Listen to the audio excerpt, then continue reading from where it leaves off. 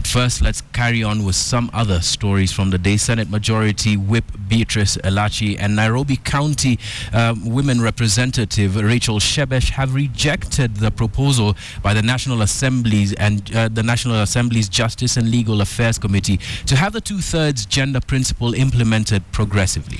The women leaders argue the proposal is an assault on the Constitution and would reverse gains made not only by women but also by the youth, persons with disability and marginalised communities.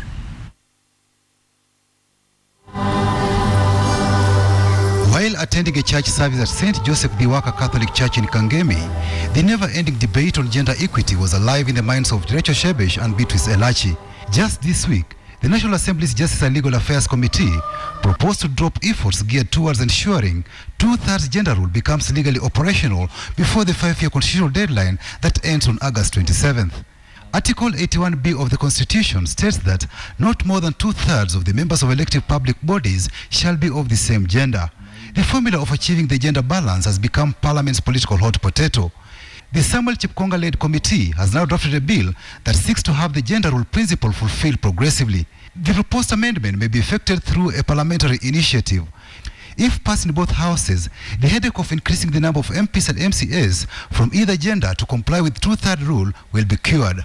Unfortunate that the Justice and Legal Committee of Parliament saw it fit to put the word progressive. To me, it's not constitutional, and we are at risk of putting our parliament under siege. The issue of that gender is not just women.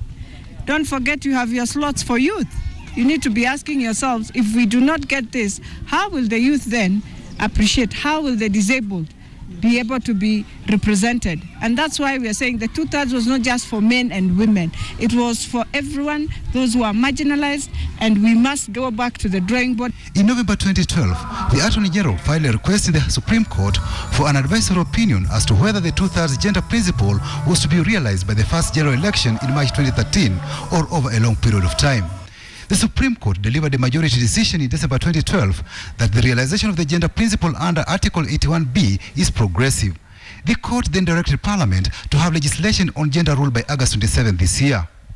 We as KEWOPA, of course, will be speaking to the Speaker, looking at the various possibilities that are there, but we have the option of also going back to court on this issue. We must have every institution with at least not aids of gender of two-thirds. And therefore, we are also saying, even in the club of the Council of Governors, come 2017, we must be thinking what provisions are we going to make to ensure that we have a balanced idea of all Kenyans. The 10th Parliament attempted to implement the gender parity laws in 2012, but flopped after its Constitutional Implementation Oversight Committee failed to raise a two-thirds majority in Parliament to pass the law. We have decided to form a small team to continue with that process.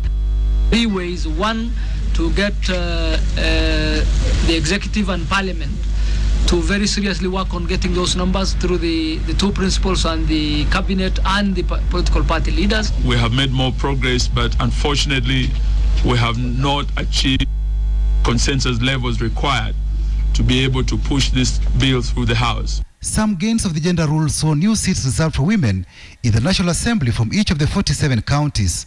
All nomination slots in the Senate were equally reserved for women, youth, ethnic minorities, and persons with disabilities. Patrick Amimo, KTN.